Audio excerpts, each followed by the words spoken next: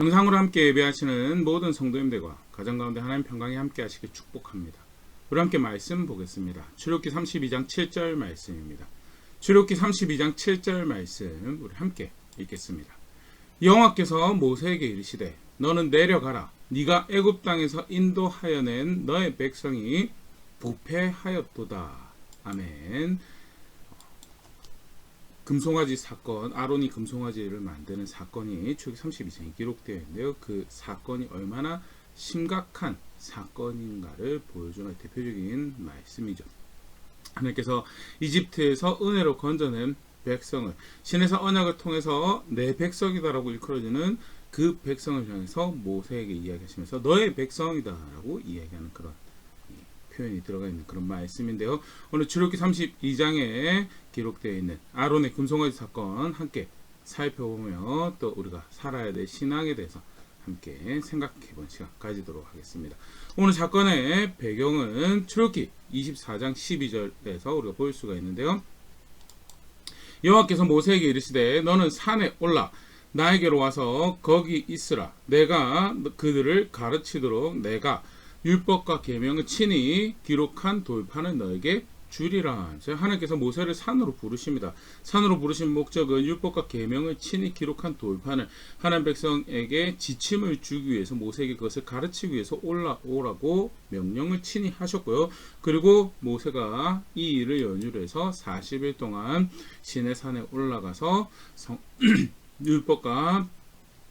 율법을 기록된 돌판을 받는 것과 비롯하여서 성막을 만드는 지침들을 이제 배워야 되는 그런 시간을 가지죠. 근데 성경에 그것이 40일 동안 그렇게 진행되었다라고 기록을 하고 있고요. 40일 동안 그렇게 일이 진행될 때 출애굽기 32장 1절에 백성이 이런 반응을 보이게 됩니다. 백성이 모세가 산에서 내려오니 더딤을 보고 모여 백성이 아론에게 이르러 말하되 우리를 위하여 우리를 인도할 신을 만들라. 이 모세 곧 우리를 애굽 땅에서 인도하여 낸 사람은 어찌 되었는지 알지 못함이니라.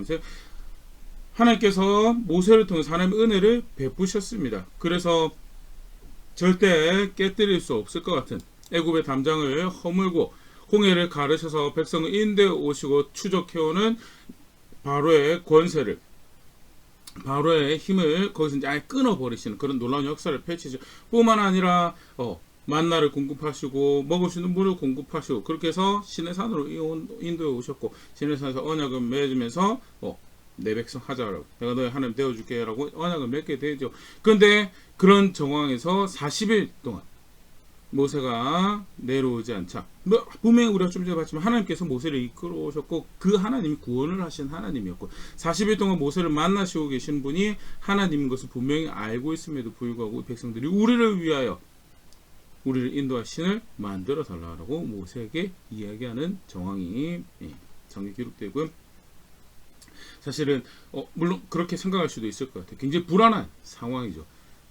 이 약속한 땅에 들어간 상황도 아니고 정착할 만한 땅도 아니고 그 강력한 가운데서 우리가 어떻게 해야 될까라고 인도해온 사람 보이지 않는 상황에서 우리가 어떻게 해야 될까라는 그런 다양한 생각들이 들 수 있지만 동시에 신뢰할 만한 하나님이 있다라는 것을 경험해온 과거의 시간들이 있습니다. 사실 성경에서 하나님 백성에게 허락하신 경험들은 그걸 위해서 하나님께서 허락하시는 거죠. 신뢰할 만한 하나님이 있으니까 그를 신뢰하고 마땅히 선택해야 될 것을 선택하라고. 그것이 때때로는 기다림일 수도 있고 때때로는 견딤일 수도 있고 때때로는 내 딛고 서야 될 땅을 책임감 있게 딛고 서서 싸워야 될 것과 싸우는 그런 선택이기도 한데요.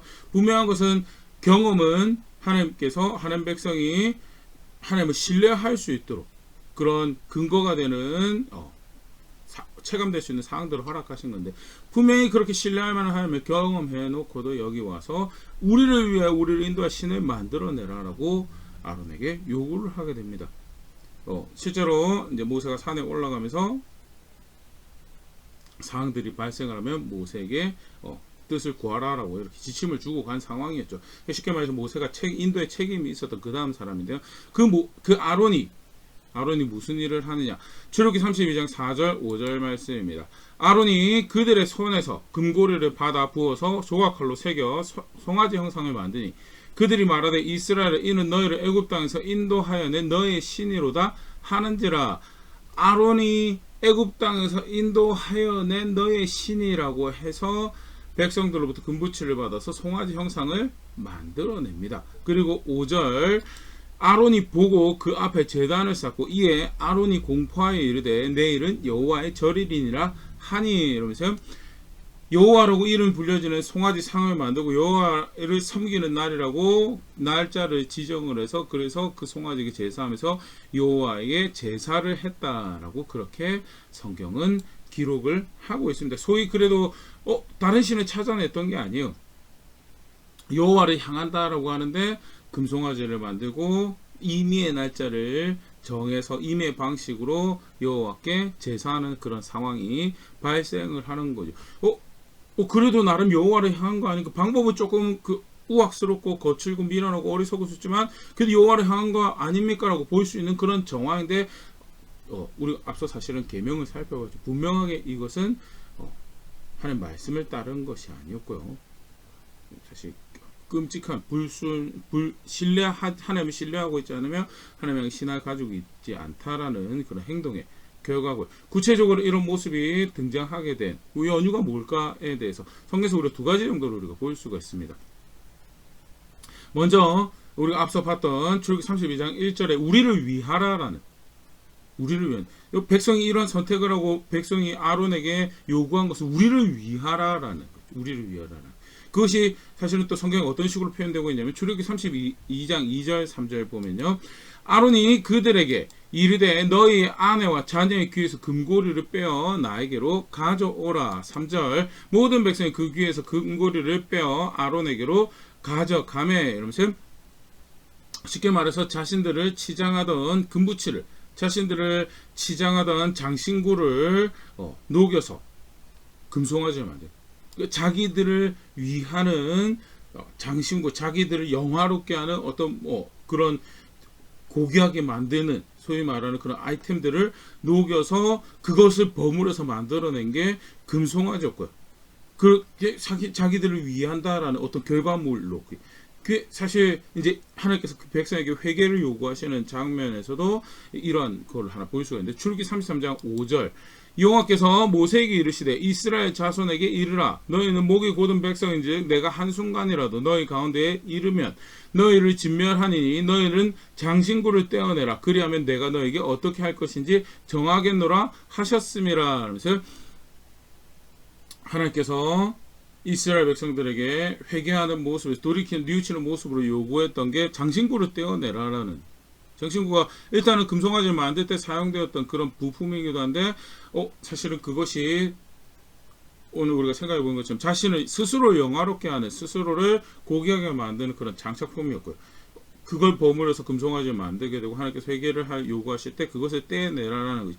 애통하는 모습에 스스로 가난하게 만든 모습, 그런 걸로도 생각해 볼 수 있지만 앞뒤 정황상 볼 때 분명하게 이런 자세들을 읽을 수 있는 그런 모습이고요. 왜 금송아지를 만들었는가? 결국 자신들을, 1절에서 보면 그 증거가 이야기했죠.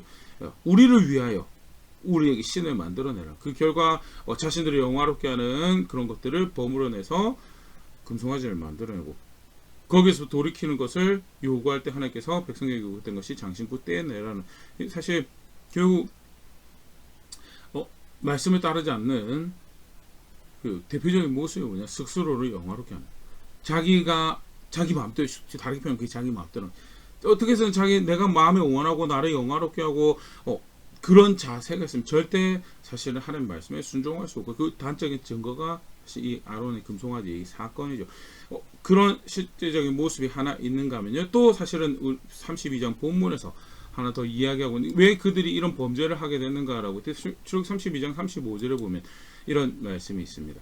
모세가 본즉 백성이 방자하니 이는 아론이 그들을 방자하게 하여 원수에게 조롱거리가 되게 하였음이라. 아론이 백성이 방종하도록 만들었다는, 백성이 방종하도록 그렇게 만들었.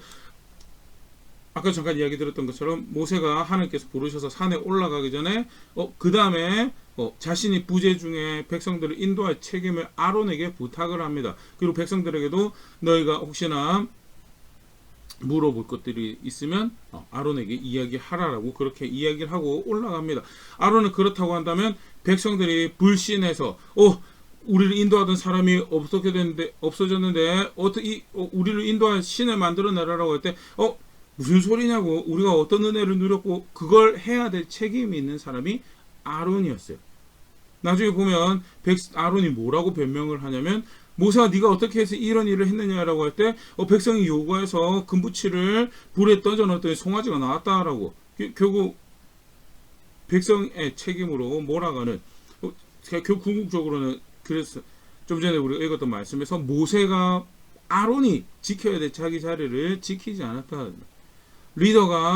책임 맡은 리더가 책임 맡은 권위를 받은 사람이 자기 자리를 지키지 않아서 발생한 일이었다라는 것도 하나 사실 이 본문에서 이야기. 두 가지.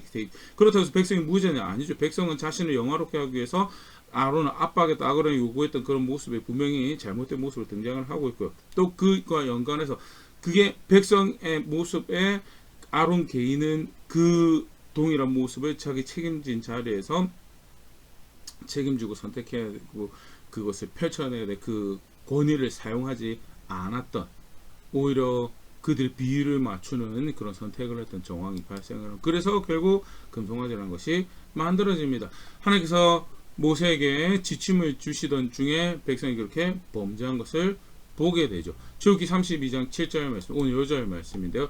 여호와께서 모세에게 이르시되 너는 내려가라. 네가 애굽 땅에서 인도하여 낸 너의 백성이 부패하였도다. 굉장히 사실은 이 일이 얼마나 심각한지를 보여주고 있는 그런 말씀인데요.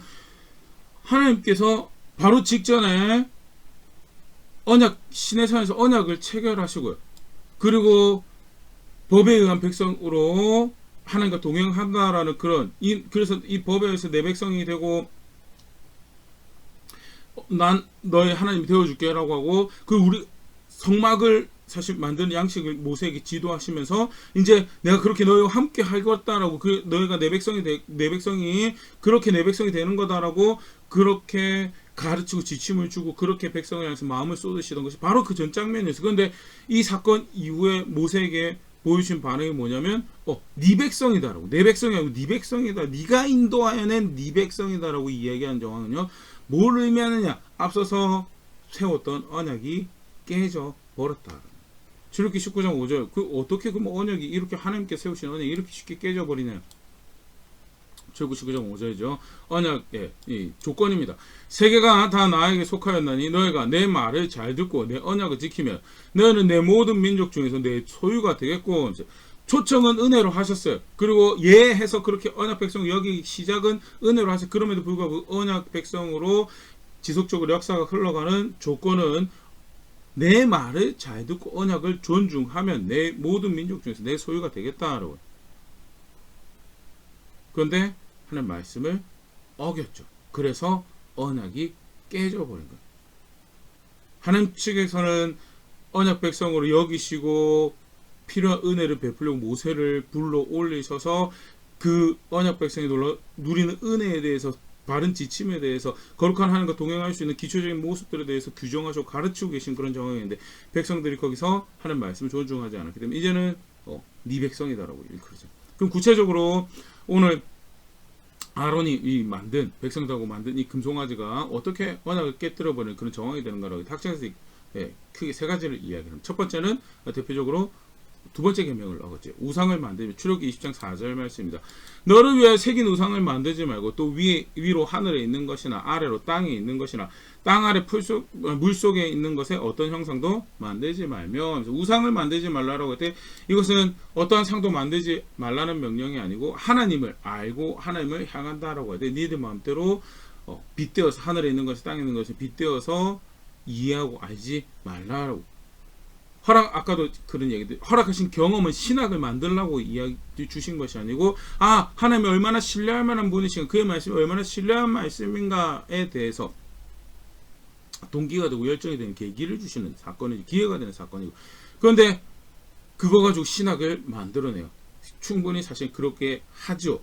오늘 사건 대표적인 그런 사건. 그렇게 해서 자기들이 이해하는 강력한 존재 신의 모습을 만들어내는 게 결국 힘 있는 소의 모습을 담은 이집트적인 아이디어도 가지고 왔다고 학자들이 추정을 하는데요. 뭐가 됐든 자기들이 이해하는 그런 힘 있는 능력 있는 신적 존재의 모습, 소의 모습을 담아서 여호와다라고 만들어낸 거예요. 이계명 어긴 거죠. 이계명 어겼을 뿐만 아니고 또 무엇을 어겼는데 그 존재를 만들어 놓고 그걸 여호와라고 부른 상계명 어긴 거죠. 출애굽기 20장 7절 말씀입니다. 너는 너의 하나님 여호와의 이름을 망령되게 부르지 말라. 여호와는 그의 이름을 망령되게 부르는 자를 죄 없다 하지 아니하리라 하면서 감히 비견될 수 없는 성화지 형상 따라놓고 여호와라고, 이게 사실은 굉장히 생각해 볼 만한 부분인데요. 임의로 막 어떤 하나님이 이런 분이실 거라고 이해 만들어놓고 우리 하나님이 이런 여호와이십니다라고 이해하는 거 성경적 근거가 없다라고 한다면, 계시의 근거가 없다라고 한다면, 아니면 자기가 전체 계시의 내용 중에서 자기가 발췌하고 싶은 몇 개만 발췌해가지고 우리 하나님이 이분 분이십니다라고 강조해서 그런 신인 것인 것만 남겨진 내용들이 한참 많이 있지만 그렇게 만들어버리면 어떻게 되느냐, 그게 여호와 이름을 망령되게 부르. 실제 하나님은 나머지 자기가 별로 중요하게 다루지 않는 그것까지 포함해서 나는 전체 계시하면서 이런 하나님이다라고 가르치고 계신데, 자기 취할 것들만 쏙 빼가지고 그게 사실은 오늘은 우상의 형태로 구현이 된 거고요. 그걸 보고 여호와 하나님이라고 했기 때문에 전혀 합당하지 않는 여호와 하나님의 이름을 사용하는 모습이었고요. 그래서 학자들이 이 사건은 이계명뿐만 아니라 상계명도 어기게 되는 그런 사건이었다라. 궁극적으로 이계명, 상계명 어기면서 모두 어겼느냐? 일계명도 어긴 거죠. 출애굽기 20장 3절 말씀입니다. 너는 나 외에는 다른 신들을 너에게 두지 말라. 다른 신들을 너에게 두지 말라. 여호와라고 일컬어지는 다른 신을 만들. 자기들은 그걸 여호와라고 부르지만 전혀 성경의 하나님이 아닌 거예요. 계시에 의한 하나님 아는 것이, 계시를 의한 하나님 향하는 것이 없이 여호와를 향합니다라고 자신들을 우기지 모르지만 열정이 없었던 게 아니에요. 근데 그릇된 지식을 따라서 갔던 거고, 그거는 하나님 향한 신앙이 아니었고, 다른 정작 여호와를 향한다면 다른 신을 섬기게 되는 결과는 그렇게 법을 어기게 되고, 결과 하나님께서 뭐라고요? 네 백성이다. 내 백성이 아니고 네 백성이다. 그러면서 하나님께서 뭐라고 말씀하시냐면 출애굽기 32장 9절 10절 말씀입니다. 여호와께서 또 모세에게 이르시되 내가 이 백성을 보니 목이 뻣뻣한 백성이로다. 10절 그런즉 내가 하는 대로 두라. 내가 그들에게 진노하여 그들을 진멸하고 너를 큰 나라가 되게 하리라. 그들은 교만해서 못 쓰는 애들이다. 쉽게 말하면 목이 뻣뻣하다는 그런 표현이죠. 강팍하고 완고하고 무척 못 쓸 애들이다. 어떻게 나한테 이럴 수가 있느냐라고. 그러면서 내가 그들을 진멸할 것이고, 진멸당할 만한 충분한 죄를 저질렀고, 그래서 그들을 진멸할 것이고, 너를 통해서 큰 나라를 내가 만들겠다라고 하나님께서 말씀하십니다. 모세에게 기회가 왔어요. 모세가 모세의 나라를 세울 수 있는 기회가 도달했습니다.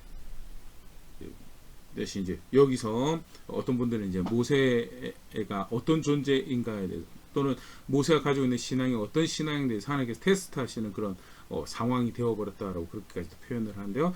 지금 발생한 사건은 그래요. 언약이 끼워지고 실제로 그렇게 심각한 범죄를 저질렀고요. 그리고 그들에게 벌을 그렇게 내리시고, 그들의 죄에 대한 벌을 내리시고, 내가 너를 통해서 큰 나라가 되게 하겠다라고 이야기하신 초죠. 모세가 조금이라도 자기의 나라를 세울, 자기를 위할 자세를 가지고 있었으면요, 하나님 안타깝지만 그렇죠, 저들 참 악하네요. 강파가지고 저들 얼마나 목에 고는지 저도 잘 알고 있습니다. 머리가 참 아픈 상황이죠. 어쩔 수 없네요.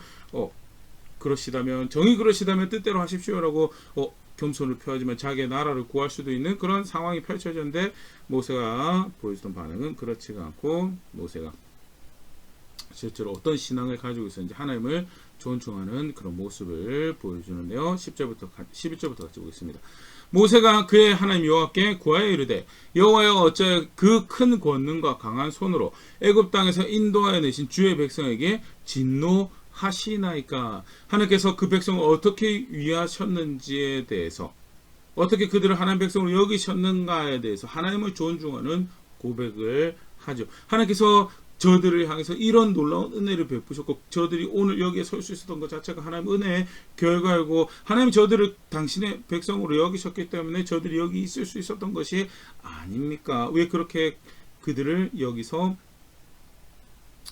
없애시려고 하십니까? 이게 이제 일종의 이제 중략이 된 모습이죠. 그러면서 계속 이렇게 이야기하면 12절. 어째 애굽 사람들이 이르기를 여호와가 자기 백성을 산에서 죽이고 지면에서 진멸하려는 악한 의도로 인도해 내었다고 말하게 하시려 하나이까? 주의 맹렬한 노를 그치시고 뜻을 돌이키사 주의 백성에게 이 화를 내리지 마옵소서. 하면서 첫 번째는 하나님 베푸신 은혜를 하나님의 은혜로 사실은 이 백성이 여기 와 있고 그렇게 하나님께서 은혜를 베푸시지 않았습니까? 라고 하나님께서 그렇게 마음을 쓰셨고 하나님 존중하는 고백이 11절의 내용이면요. 두 번째는 12절에서는 하나님 명예를 하나님 당신은 얼마나 선한 하나님을 높임 받으셔야 돼. 하나님을 놀라운 일들을 해오셨는데 하나님 하시는 일들은 비록 저들이 죄로 인해서 진멸당에 마땅하지만 그럼에도 불구하고 이 하나님께서 그렇게 하신다면 오히려 하나님의 이름이 명예롭게 여기지 못하는 그런 일이 될 것입니다. 라고 하나님 존중하는 그런 이야기를 하는 거죠. 세 번째 13절 주의 종 아브라함과 이삭과 이스라엘을 기억하소서. 주께서 그들을 위하여 주를 가리켜 맹세하여 이르시기를 내가 너의 자손을 하늘의 별처럼 많게 하고 내가 허락한 이 온 땅을 너의 자손에게 주어 영원한 기업이 되게 하리라 하셨나이다 하면서 하나님께서 이런 말씀을 하셨었습니다 하면서요. 지금 세 가지 간단하게 제가 이야기한 걸 살펴봤는데요. 세 가지가 다가 주신 은혜를 주신 하나님의 놀라운 은혜의 결과였습니다.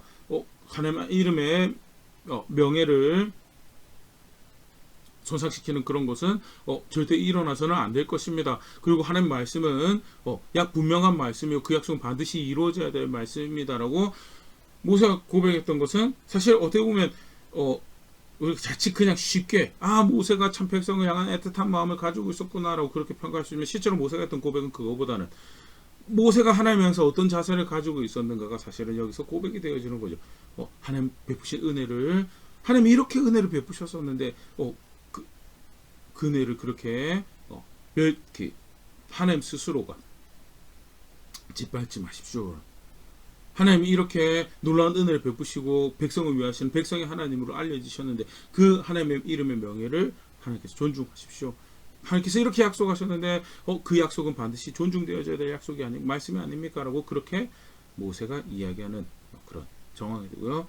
사실 그런 모세의 간구가 하나님께서 받으시는 간구가 되는 거죠. 출애굽기 32장 14절 여호와께서 뜻을 돌이키사 말씀하신 화를 그 백성에게 내리지 아니하시니라 라면서요. 여기서 사실은 뜻을 돌이키셨다라는 정황은요. 하나님께서 모세의 고백을 받으셨다라는 거고요. 하나님께서 정하신 뜻을 막 사람처럼 후회하고 바꾸고 그런 분이 아니시죠. 이런 표현은 사람이 이해할 수 있는 그런 표현이고 모세의 고백을 받으시고 하나님께서 오래 참으시기로 작정하시. 여기서 용서를 하신 것은 화를 내리지 않기로 그 벌에 대해서 지금 당장 갚지 않기로 작정을 하신 그런 정황이 되는 거죠.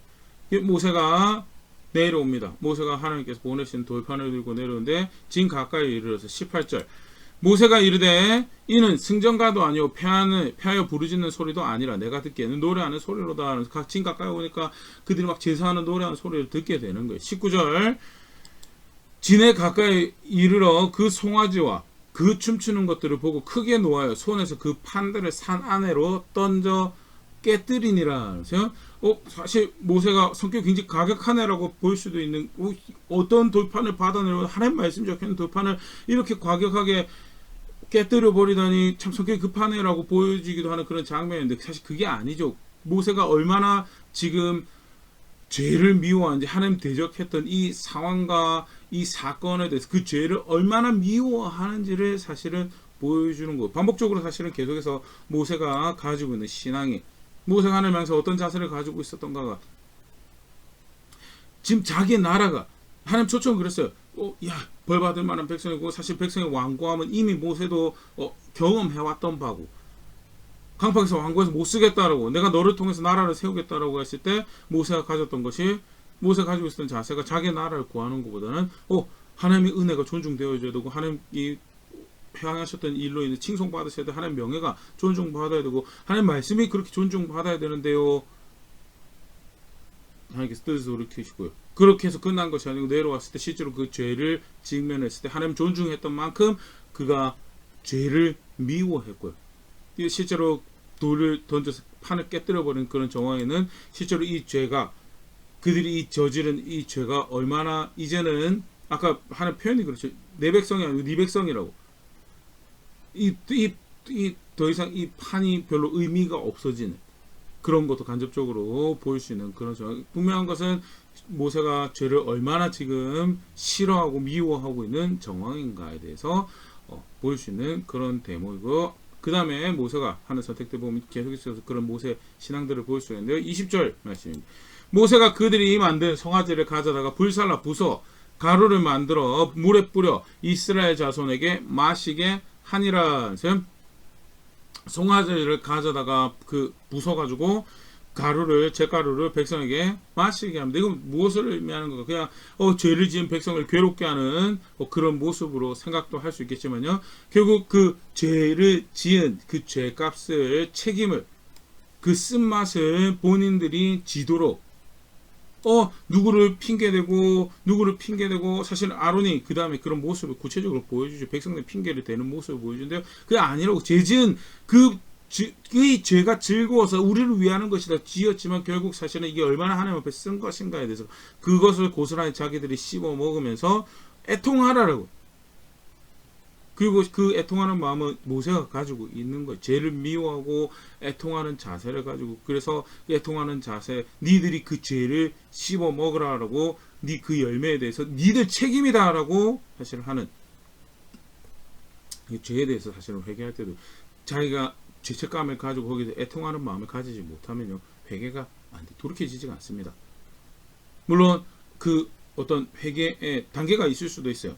단계가 있을 수도 있지만 사실 이 죄가 얼마나 그 하나님 앞에서 크고 무거운 죄였는가에 대해서 애통할 수가 없다면 사실 실제적인 돌이킴은 발생하지. 사람 관계에도 그래요. 잘못해가지고 그냥 잘못했다라고 흉내만 내는 그런 사고가 있고요. 정말 애통해서 두 번 다시 그걸 그런 잘못하지 않게 스스로 싸워가며 애통하며 돌이키는, 후회하고 사과를 구하고 용서를 구하는 그런 모습들이 있고, 두 가지가 차이가 분명히 나거든요. 근데 여기서 죄를 마시게 하는 그 모습은 백성에게 그런 자세를 가질 것을 요구하는 것과 더불어서 모세 스스로가 이 죄에 대해서 애통하는 마음을 가지는, 우리의 책임이고, 비록 비단 내가 그 죄에 동참하지는 않지만 우리의 책임이고 너희 책임이고 우리가 잘못했다라는 것에 대해서 애통하는 마음을 품는 그런 것을 보여준다면요. 여기서 끝나지 않습니다. 32장 26절에서 29절 말씀 보면요, 더 이제 그 폭발적으로 죄에 대한 미워하는 마음을 드러내는 이 모습을 볼 수 있는데요. 이에 모세가 진문에 서서 이르되 누구든지 여호와의 편에 있는 자는 내게로 나오라 하매 레위 자손이 다 모여 그에게로 가는지라. 모세가 그들에게 이르되 이스라엘 하나님 여호와께서 이렇게 말씀하시기를 너희는 각각 허리에 칼을 차고 진 이문에서 저문까지 왕래하며 각 사람이 그 형제를, 각 사람이 자기의 친구를, 각 사람이 자기 이웃을 죽이라 하셨느니라. 라면서요, 하나님께서 말씀하신 사실은 이게 죄에 대한 보응으로 보기에는 굉장히 사실 약한 모습이거든요. 실제로 나중에 출애굽기 32장 그 후반부에 가면 보응 아직 죄를 갚으신 게 아니에요, 이 사건이요. 그럼에도 불구하고 모세를 통해서 이 죄에 참여한 사람들에 대해서 좌우를 왔다 갔다 하면서 죽이라라고 할 때 하나님께서 그 명령을 내리시고요. 레위가 모세 편에 서게 되죠. 28절입니다. 레위 자손이 모세의 말대로 행하며 이날에 백성 중에 3,000명 가량이 죽임을 당하니라 하면서요. 레위 자손이 모세의 말에 순종해서 헌신을 하게 됩니다. 이문에서 저문을. 근데 사실 굉장히 흥미로운 것, 그 금송아지를 만드는 사람도 아론이었어요. 쉽게 말해서 아론이 백성들에게 금부치를 만들어가지고 그 금송아지를 만들 때 가장 아론 옆에서 사실은 함께 그것에 적극적으로 참여했던 했던 사람들이 가장 사실은 아론과 가까운 사람들이었을 거고요. 많은 레위 사람들이 거기에 참여했었을 것을 그냥 쉽게 손쉽게 우리가 유추해 볼 수 있고요. 그런데 그렇게 따르다가 모세가 내려와가지고 돌판 깨뜨리고 송아지 금송아지 형상 깨뜨려가지고 사실 이게 무슨 일인가 싶을 거거든요. 여전히 어쩌면 그냥 머뭇머뭇거리면서 이게 그래도 이게 그렇게 큰 문제인가 싶은 그런 생각을 하는 사람들도 있었을 거고요. 미적미적거리는 사람들고 오히려 적극적으로 아론 곁에 서가지고 자기의 범죄를 옹호하는 그런 이게 뭐가 그렇게 큰 문제라고 우리가 말은 그래도 여호와께 정성을 든다고 그런 사람들도 분명히 있었을 거예요.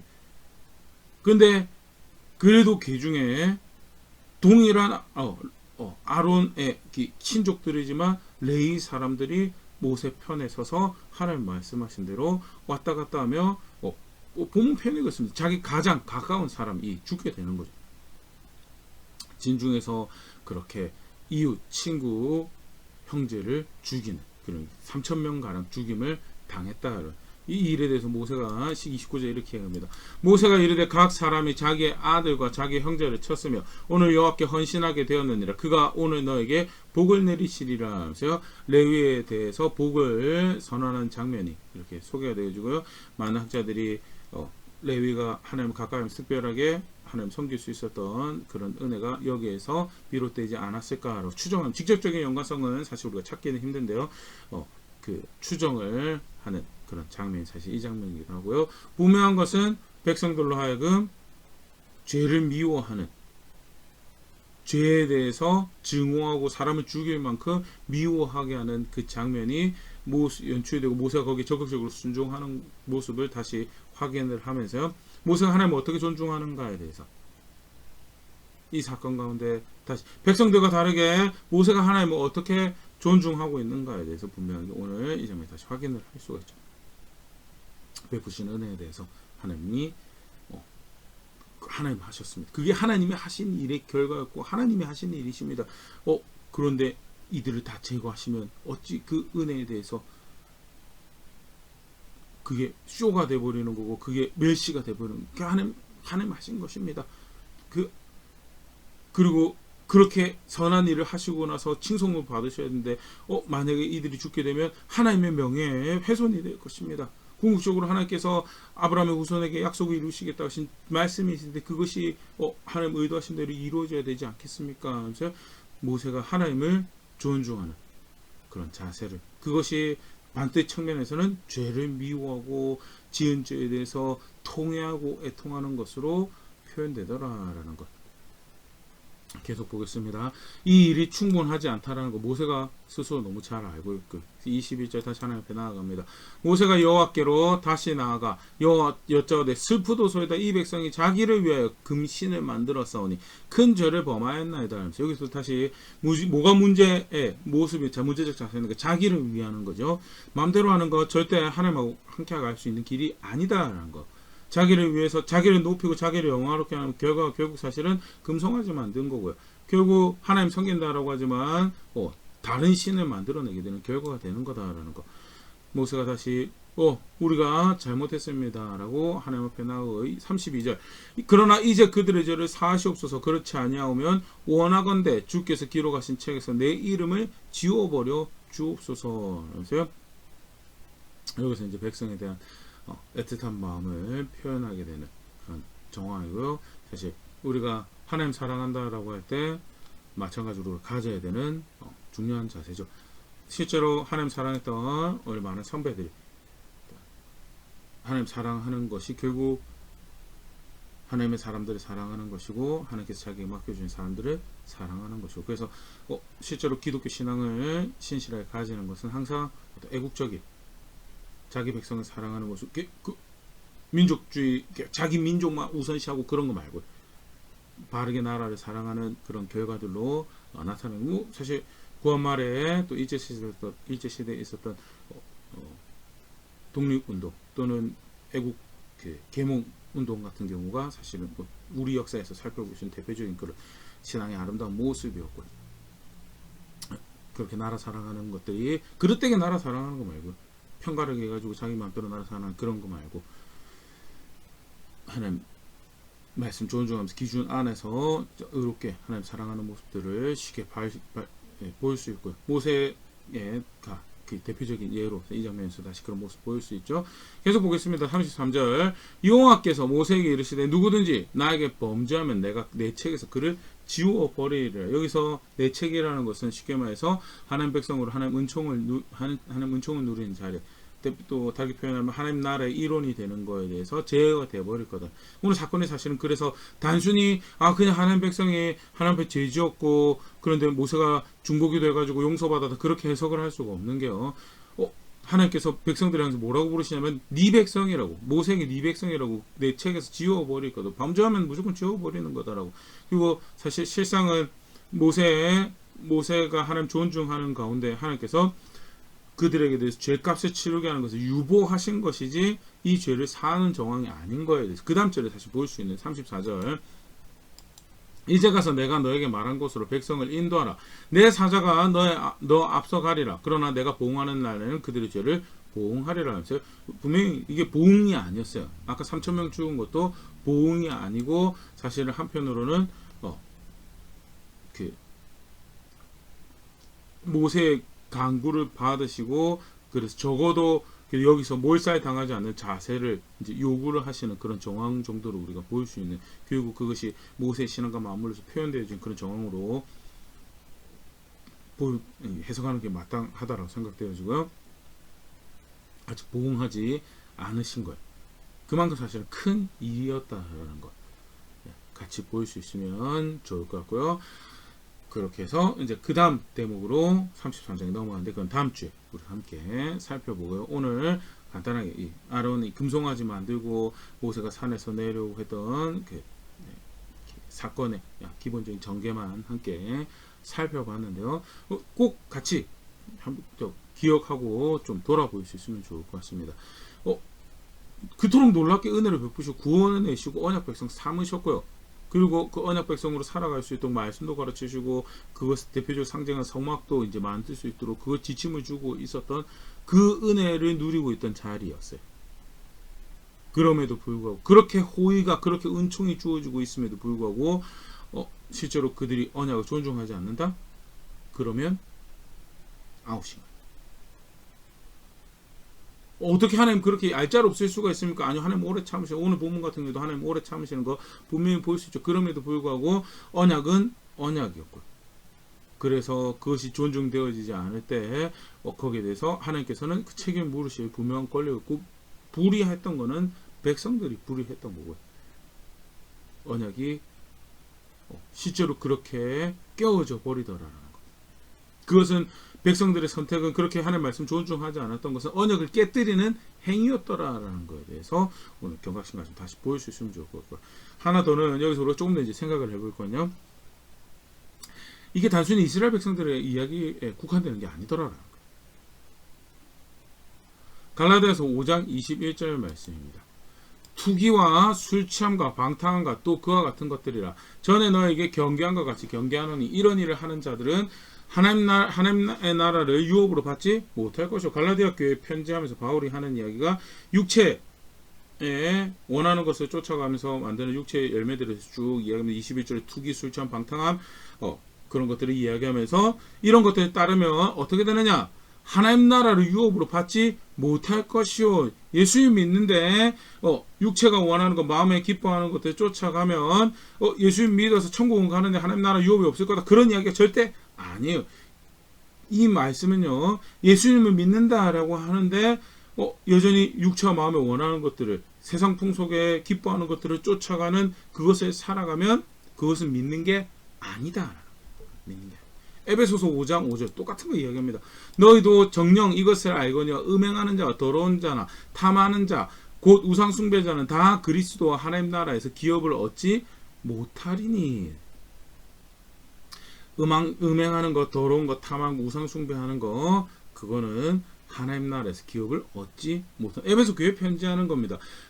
예수 믿는다라고 하는 사람들에게 교회에게 편지하면서 그리스도도 하나님 나라도 없다라고 너에게 이야기하는 거고요.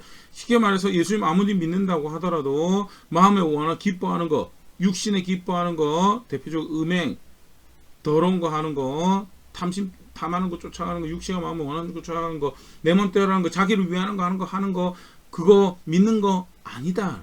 믿으면 어떻게 하나님 나라 유업으로 주어지고 함께할 상속자가 된다라고 나중에 영광을 위해 보니 생각해 보니 현재 참음은 아무것도 아니더라라는 고백들이 나온 게 사실은 예수 그리스도를 믿는 신앙을 가졌다라는 건데, 근데 한쪽 측면에서 다른 반대 측면에서는 분명히 경고하고 있어요.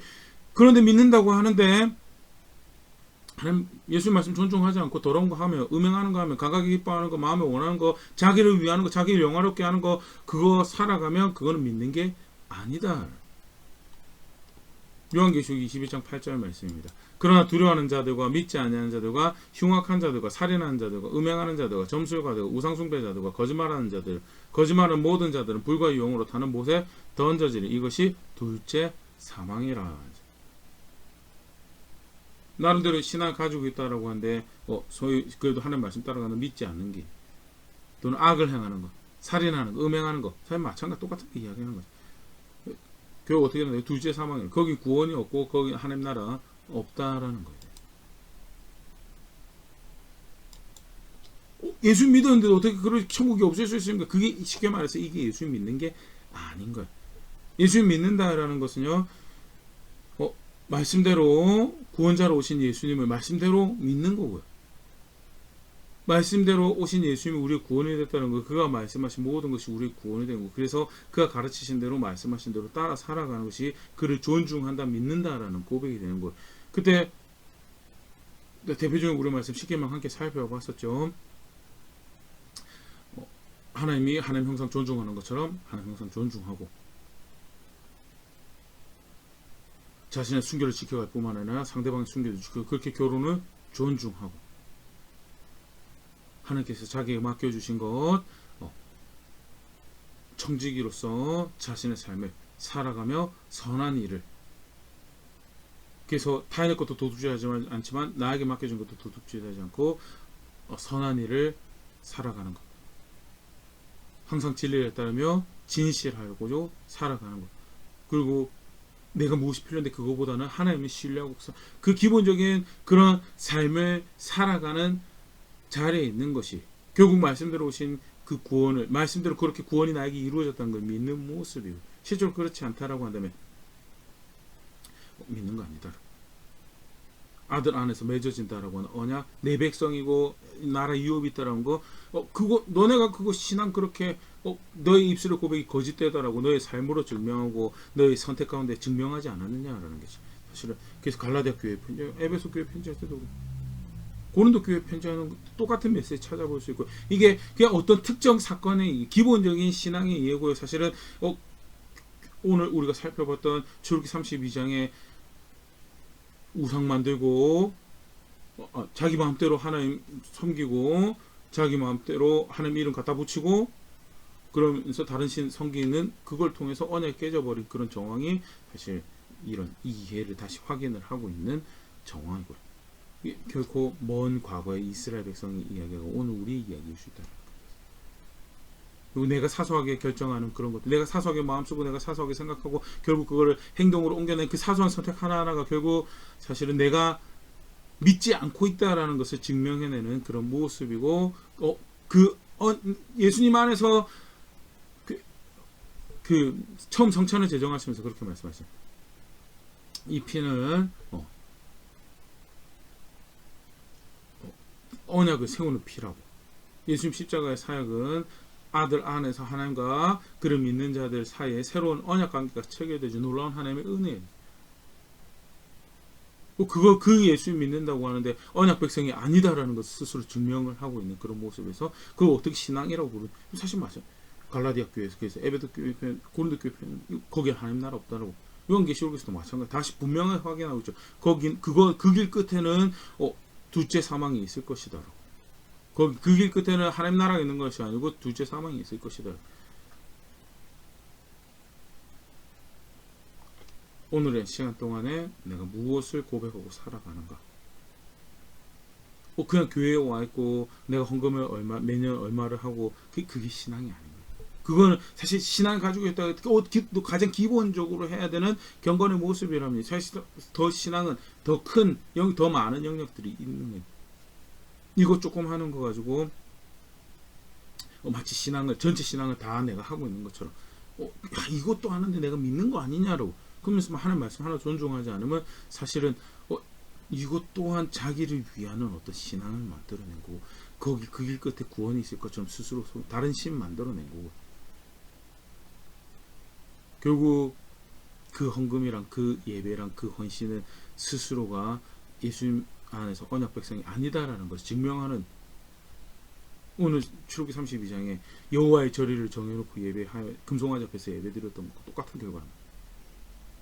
나는 도대체 무슨 신앙을 고백하고 있는가 하에 대해 정직하게 다시 한번 고민하고 들여다볼 수 있으면 좋을 것 같고 실제로 언약이 그렇게 깨져버리더라.